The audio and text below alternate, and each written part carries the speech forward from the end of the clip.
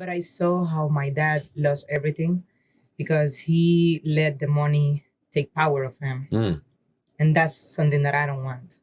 And I saw and I see and I keep seeing how people change after they have money on their life. And on this type of world that we are living right now, people is just chasing money, chasing power, chasing greatness. And that's not what I want in my life. It's sad because when we die, we don't take anything of that. Right. We take what we do with our family, how we help our family, how we spend our time over here, and people forget about that. So major challenges. Yeah. When you do that, and then when you took it on the road the first time, it was somebody back here like, all right, if anything does catch it, we're Bluetooth, we're talking, we've got we're talking every time we park it, move it, all right, man, go stop. Exactly. Oh yeah, bam, crack. Yeah. So hadn't had that accident yet, but it's been a definite learning process. But the excitement today felt like game day for me, Nick. Yeah. Today when I woke up, at 2, 4, or 5, whichever time you want, each time I woke up, I was like, is it ready? Can we go? Can we load? I'm ready to go. It's game day. It's that excitement. That's what this brings the team. And it gives them that.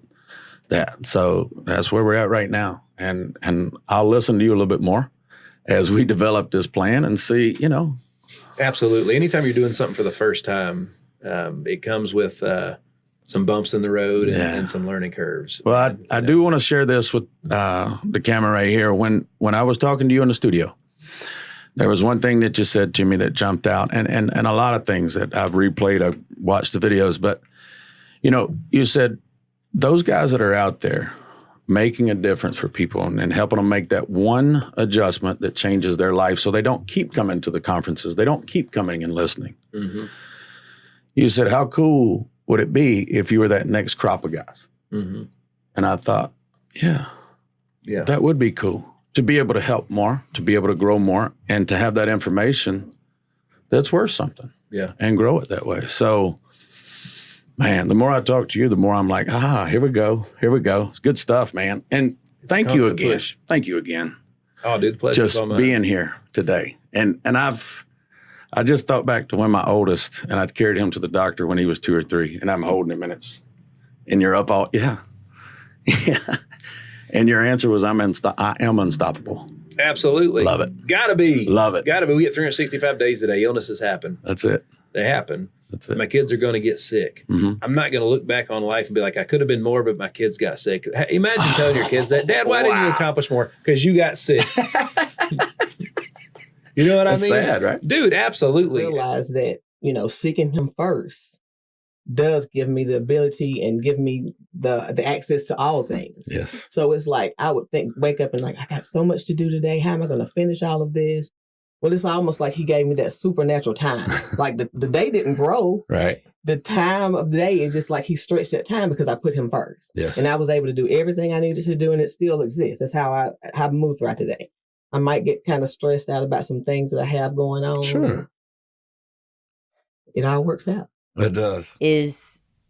That's another dream. I feel like that gets to come true with every podcast, is Brian's really, touching lives and making people feel good. Even if it's just, hey, they got heard in that moment, in that podcast, to feel their story, and Brian really gets a lot of energy off of that.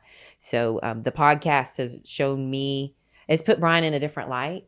Because beforehand he was coaching baseball and I was home with babies, and, he's out, running for mayor at the baseball field. Dog catcher, I call it. Yeah. But he's talking to everybody. He's joking it up. And that's just where he gets his energy.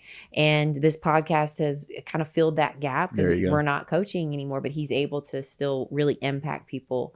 And impacting the athletes was very important to him too. And he did a great job of that. And, getting invitations to weddings and just updates from kids he hadn't coached in years, and they still call him once a month to be like, hey, I'm still doing great. I remember you told me this and I'm still pushing through.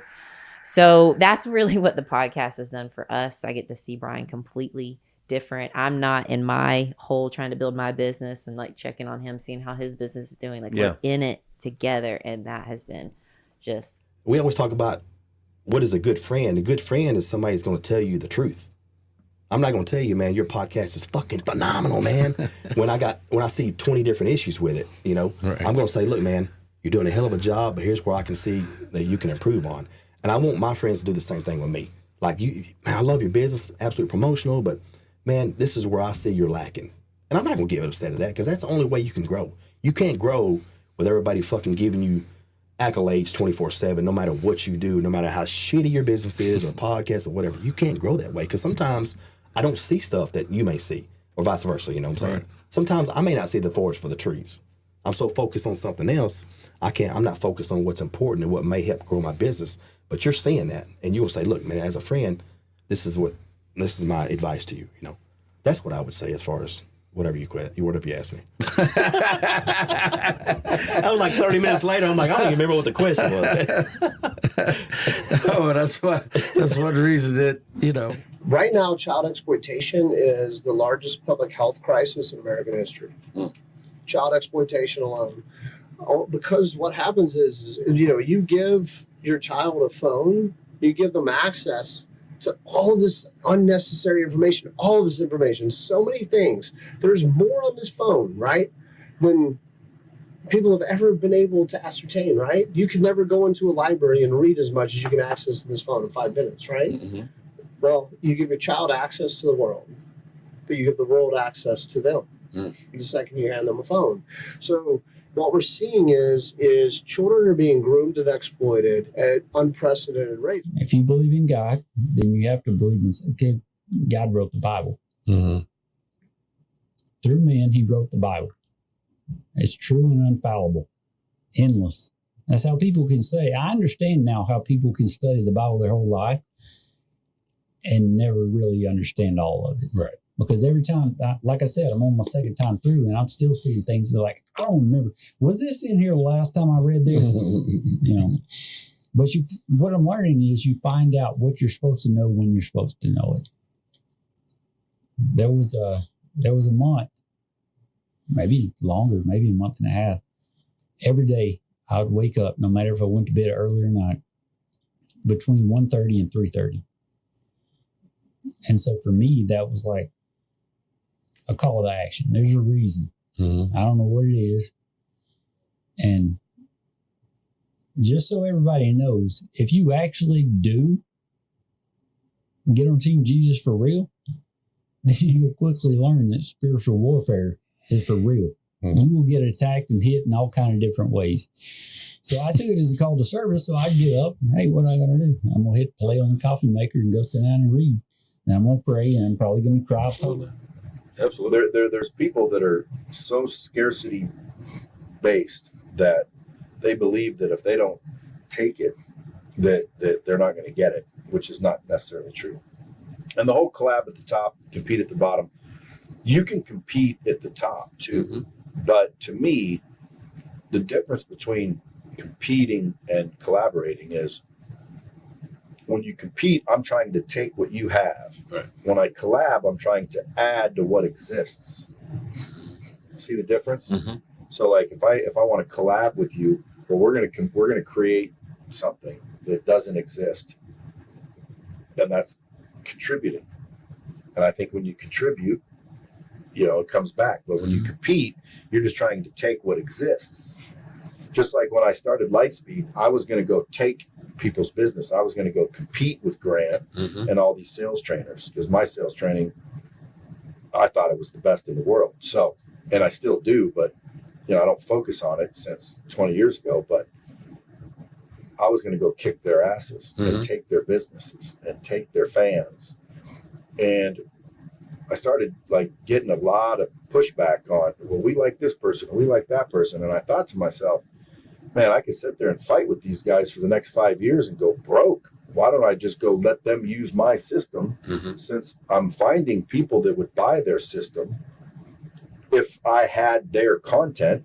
So I thought I could compete with them or I could go like close them and just partner with them and do the collaboration. The partnerships is what caused me to succeed. Yeah. If I would have, I mean, we don't have a crystal ball. I like to think I would have crushed him anyway. But had I chose the crush route, I might be back in the car dealership selling cars. I don't know. Yeah. Because they had a lot of money I didn't have. They had a lot of head start I didn't have.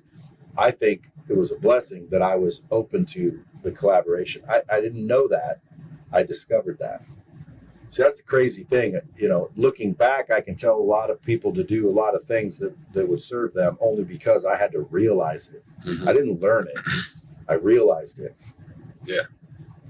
That reminds me, and I've shared this story with a few people that, you know, my kids, we had a birthday party for them at an event place, and there were other kids. And I went in, and one of the females that worked there, she goes, "Oh, you're in good shape. You must work out."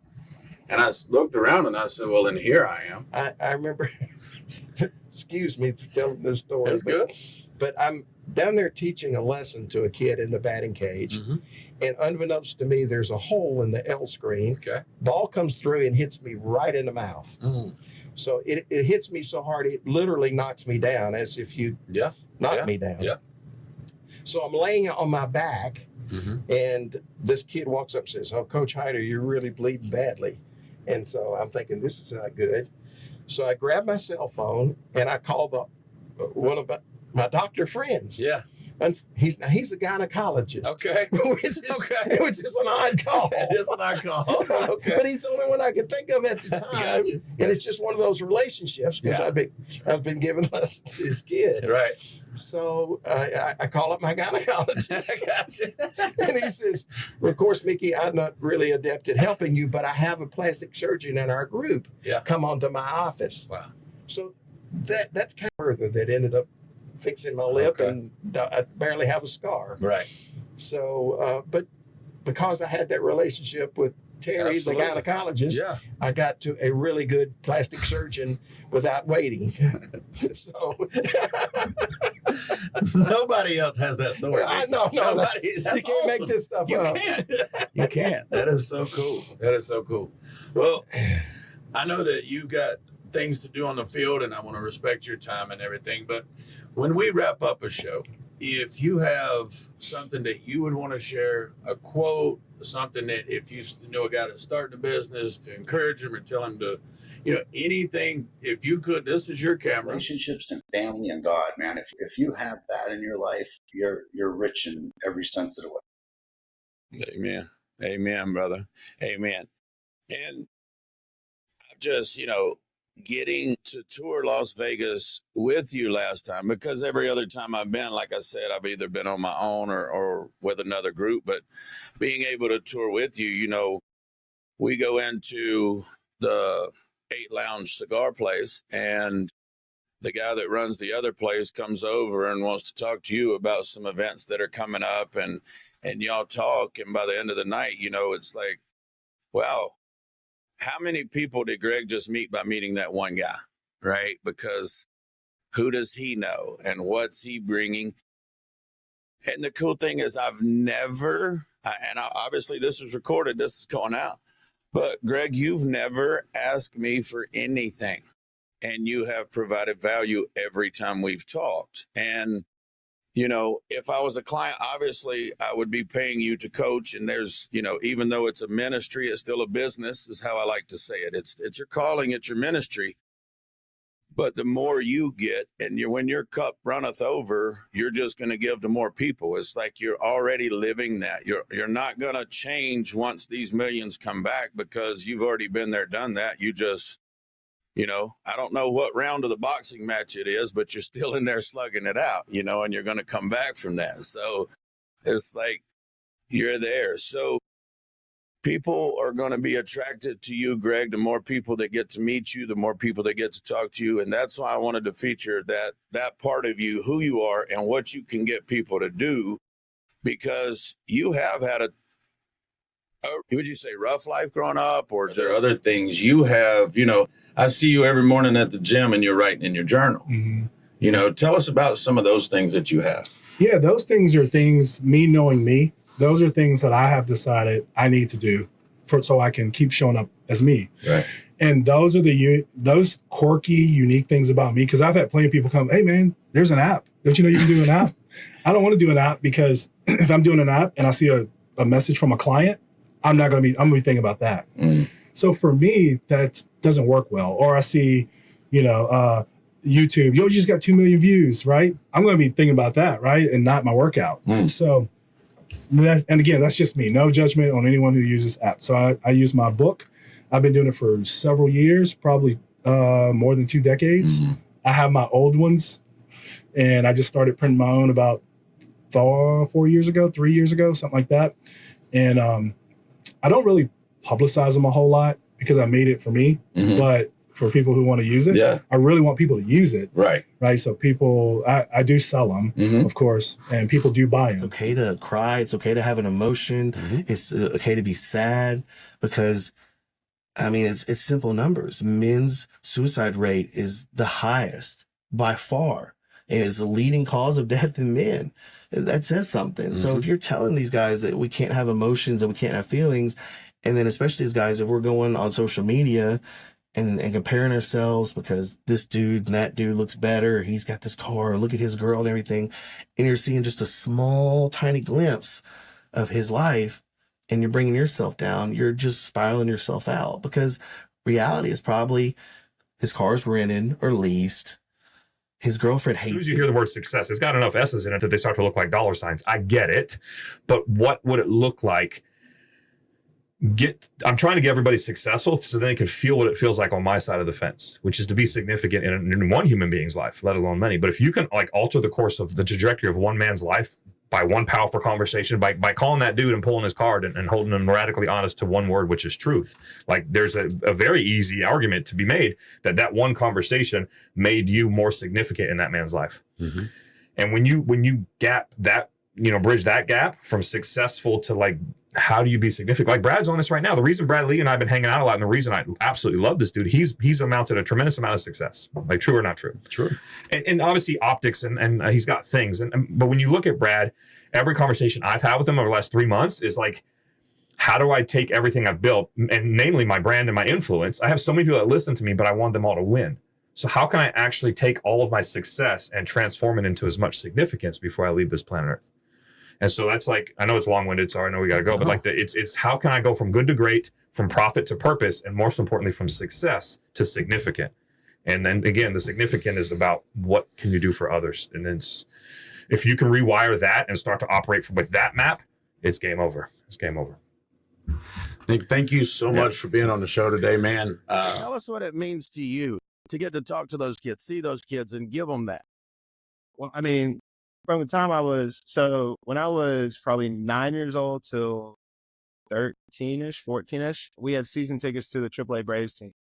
And my mom was a trooper, first of all. She'd get there.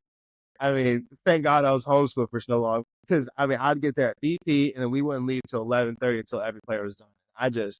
There was times I was there for so long, the players got to know me. So I was in there at 12 years old playing poker with the guys in the locker room sometimes. So it's just those moments that had such an impact on me. For now that, the roles are reversed and a kid comes up to me and says, "Hey, Steven, sign this ball."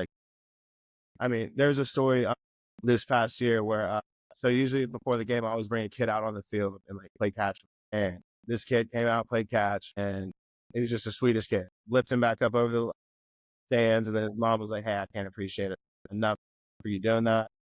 And for some reason, I truly feel like it was kind of God just putting a little touch in me, just do something extra for this kid. So I was like, "Hey, stay right here real quick." I ran back into the locker room. I got some cleats that I wore last game. I brought him back out. I signed him for him, gave him to the kid. And he's couldn't even speak. And his mom was like, "Can you come over here for a second?" Pulled me aside, and she was like, his dad passed away last week, and he was supposed to come to school. And I was sitting out. I'm getting emotional just thinking about it. I was just like, there is no way. And the kid came up to me after the game, talked to me for a second, gave him a hug, took a picture, and just that moment, for me, I got this cleats for free. I'm out there enjoying something I love. That was just something that was just so just why not? I think about all the people that gave me bats and batting gloves when I was growing up, and thank God I still had my dad there. I couldn't imagine if I was going to a big Braves game or I was going to the opening day at Fenway and my dad couldn't be there, and then someone gave me something. I'd break down, man. And this is their opening day. It's a sold out game and people can get tickets to. So, dude, just stuff like that. It's way deeper than baseball. And that's what I love about this is because, like, no one cares. If you go there and strike out 5 times in a game, no one notices. It's so much more than baseball. It's just bringing joy to it. That's a really cool aspect of this game. Is it's just, I don't care if you're hitting 280. If you make someone's day, that's what matters. Is being the good person. I don't know if there's such a thing as balance. When you're a dad and you're a business owner, you have to kind of be where your feet are. And I use the acronym WIN. What's important now? Mm-hmm. You know, am I being a dad? Then I need to be a dad. Exactly. If I'm doing the podcast, I need to be focused on the podcast. Yeah. If I'm helping in the other, be where your feet are. So how are you able to do that? Because I've seen you with your wife, and it's obvious that they like each other. I've seen you with your kids. I don't know if you feel the same way 100% well, not all the time. No, not all the time. But they love each other. Most of the time. Yeah. So I've seen her at your event that I got to go to where you were speaking with those other guests, man, and getting to see them and the family support. So how do you do that, Frank? How do you set that standard and build that culture in your own home? You're a young coach and you're watching this, and you want to own a business and you want to make a good income in fitness, I want to tell you that it's going to be a lot harder than you think it is. And the reason you think it's going to be easy is because of the way you're marketed to. Marketing is all about leveraging somebody else's pain points and then swooping in with the perfect solution. There is no perfect solution for this. And if you want to be great in the fitness industry and build a business, you have to start with being a really good coach first. It starts with coaching. And after you acquire the skill sets to be really good at coaching, you now have a framework of how to do that and convert that into a business acumen, so to speak. And just remember, it's going to be harder than you think. And if you aren't persistent, if you aren't resilient, if you're chasing dollars and it's not anchored to a big purpose, you're going to have a hard road. So. Amen. Amen. And if you don't like being at that level, then let's go get you to another level. It is available to you, right? Yeah. Don't complain about it. Yeah. Do something about it. Yeah. One of the things I like that Brett said, I heard him say one time, he said, a lot of people don't like the level that they're at. They complain about the house they're in, the car they drive, but they won't let go of it and go for it. That's right. And they would rather sit in it. And I'm like, that's right. Wow. And it kind of, that's part of the reason we're doing what we're doing now. But the real problem is they don't have the confidence in themselves that they can make it work. Nobody escapes this game alive. At the end of the day, most of us are going to be forgotten pretty soon after we're gone, unless we go out and accomplish something that maybe lives on far, far beyond our years on planet Earth. So get in the game. Be an athlete, man. Play in the game. Yes. Don't be a fan. Don't be a fan on the side of the stadium, to criticize and Smitty or DJ or Courtney or whoever else. Right. Get in the game, grab a bat, and don't die in the on deck. Then you talk to other people, they're like, I'm crushing it. It's amazing. And market is whatever you make of it. Perception's everything at the end of the day. If you go into whatever and you say, this stinks, this is hard, it will stink, it will be hard. If you go in and you say, I'm going to crush it, I'm going to destroy it, you're going to crush and destroy it. Just is what it is. It definitely is. How do they get out of that? What do they do? Yeah. So step one. So if that's you, if that resonates with you, sits with you, the first thing that you have to do is sit with yourself and just think about that. I tell people all the time that are struggling with drugs or alcohol, just try and put it down for a little bit. See how that works. And most of the time, those guys or gals will say, I can't. And if it's I can't, then you have to make a change. And you don't have to make a change tomorrow. You have to make a change right then. And then the other thing is, there's nothing wrong with being a drug addict or being an alcoholic. All it is when those chemicals get into your body, it does something different to our brain. There's people that can recreationally use items. We can't. We can't do that. When it gets into our body, it's all or nothing. And so there's nothing wrong with you as a person because you struggle with that. It's okay to own that truth. Live with that. Make it public. Let people know what you're struggling with. And if they have an issue with it, fuck them. I appreciate the opportunity. When I saw y'all were doing this, I was like, I've talked to Courtney here and there about softball training over the years, but get on there and chop it up. And I love the opportunity to get on podcasts and do lives. When you get that face to face, you can see, if somebody's joking, you don't have to guess if it's sarcasm, those types of things. And so, the more and more of, my people, my, community, however you want to describe it, that are doing these type things, I'm always willing and wanting to come on. So again, I appreciate y'all for the opportunity. I hope y'all absolutely kill it with whatever you want to do. Absolutely. Well, Jim, I want it during this show, and I hope that we've grasped this. So if there's anything else that you want to add right here, but if we look at doing business with people, right?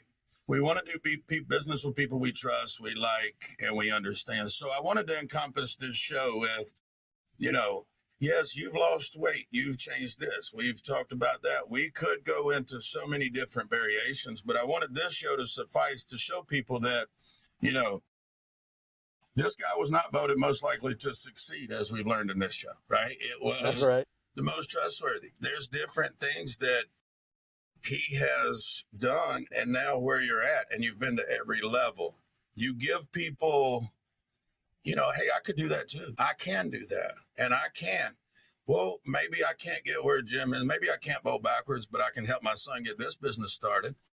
I can show this, So you bring so much more than just a business coach or teaching somebody how to exit this, and that. So I wanted to paint the whole picture. So what did we miss about Jim? Is there a secret talent? Is there something that, I've asked this question to a few people, and I got an answer that one lady goes out when everybody goes to bed and she dances out in her cul-de-sac and she hopes nobody's watching, but it's freeing for her. And I've said, once this airs, everybody's going to be looking out the window. So what?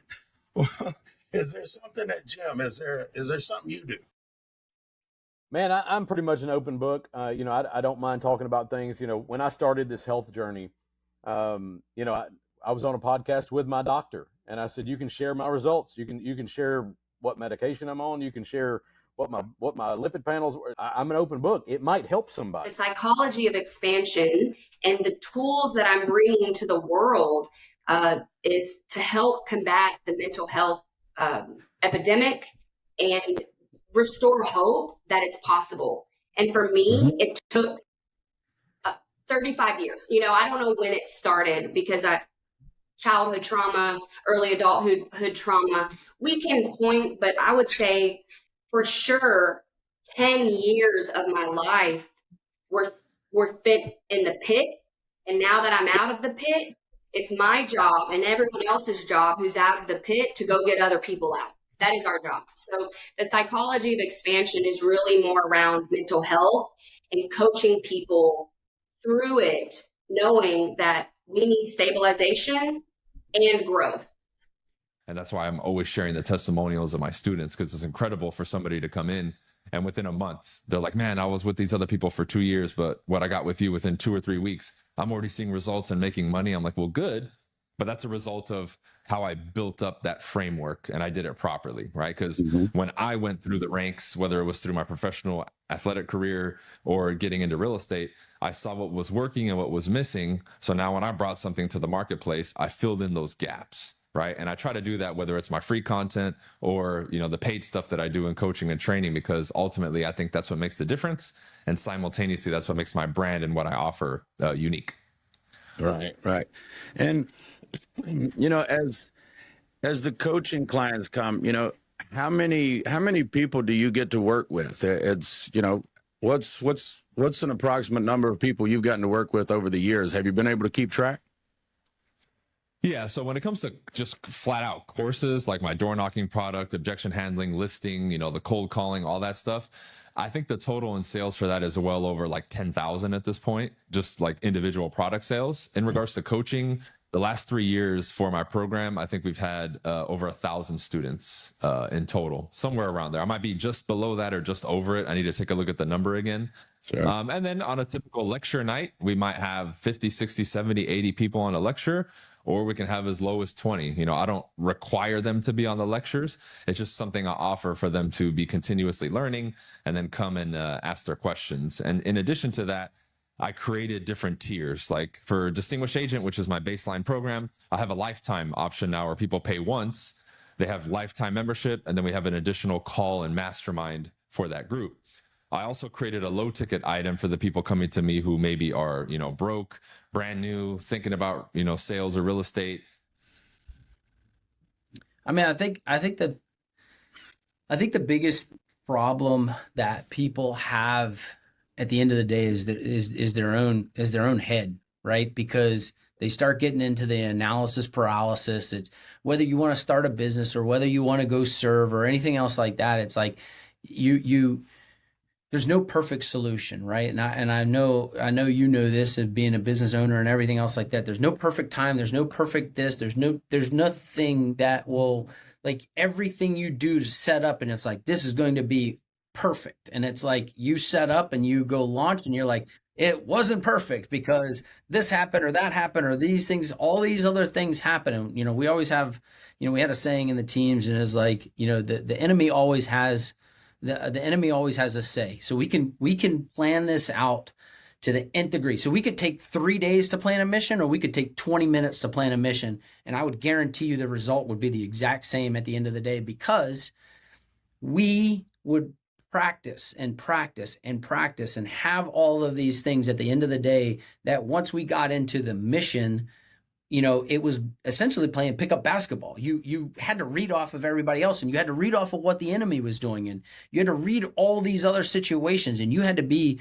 a thinking shooter. You had to be able to be on your feet and be able to make decisions. And at the end of the day, once a decision was made, you had to be able to carry out that decision and move forward.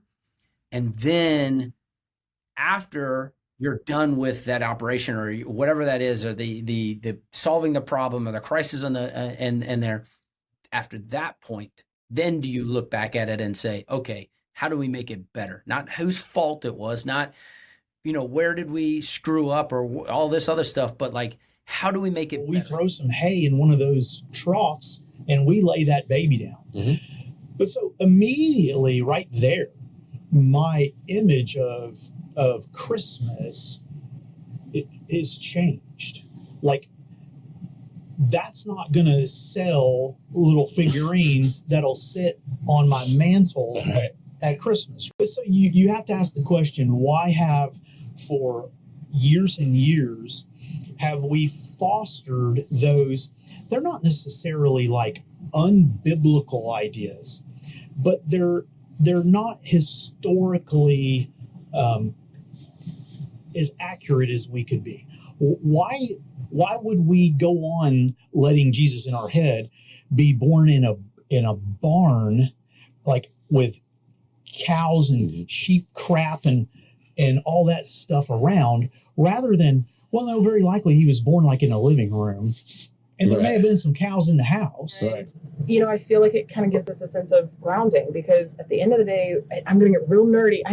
That's it. I'm a super nerd. Okay. That's what people don't know about me. I am a super nerd. I will research to the death of me for random facts. Okay. Like my friends call it Snapple facts. Okay. So if you remember, like probably Yeah. They had a little random. little facts underneath it. Yeah. Like kangaroos can't bounce backwards. Just Never thought of there you it, but go. thanks. They can't bounce Thanks. backwards. No reverse on Random. kangaroos. Yeah. Okay. Got it. No Uno reverse there.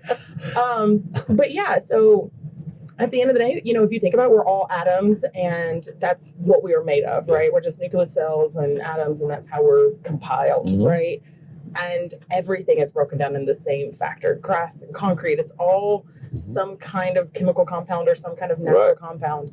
And so you just need to recenter yourself around that organic material, and then just kind of breathe and then reassess, just taking in fresh air. So many of us actually don't take in air, we're just really just running through our days, not thinking about it. But if you take a second to just really breathe, look at a sunset, look at the way that the bees are pollinating, anything, it can really center you and really give you a different perspective of life. Wow, we're all the center of our own universe. We're all what is it? The new thing the kids are saying, main character. Yeah. We're all the main character in our story. Yeah. But when you take a second to do those things, I found, you realize that you're really not. You realize you're just a moving cog in a much bigger factory. You're just, it's a machine that's working, and we're all just pieces of it. And without every single piece, I wouldn't be sitting here That's today. a great segue into the family part. right? So if we're going from the faith right into the family, just continue with your thought pattern right there, because now that you have shut down, you know, I say shut down, I still, you know, we're still talking to softball people. It's not like we don't talk to those friends and the people that we worked with there, but we had a fishing story the other night, and you can go into it as much as you need to as a mama, but just share with us that those experiences versus and why. Yeah, What's different now? So it's not the first time we've been fishing. It's not the first time, you know, that the weather was perfect. It wasn't the first time that we listened to those songs and had that experience, right? We have a little, of course, we have a little routine, right? So just that particular moment, it was like, you know, the business that we're in now, and where we're at with our faith, because I used to be consumed with running the business and, oh my God, I got to get this and I got to get this and then I got to answer this person and this person's paying in this email, because I didn't have a lot of organization. So it weighed on me. So normally when we had family time like that, I would be so consumed with what I wasn't getting done with work. It was hard for me to be in the moment. I may not be talking or saying it, but my brain was consumed. So to know that I didn't have to be consumed with anything, because you know, we're back working together, which gets to be a whole nother show, but we're working together again in our business, which helps both of us.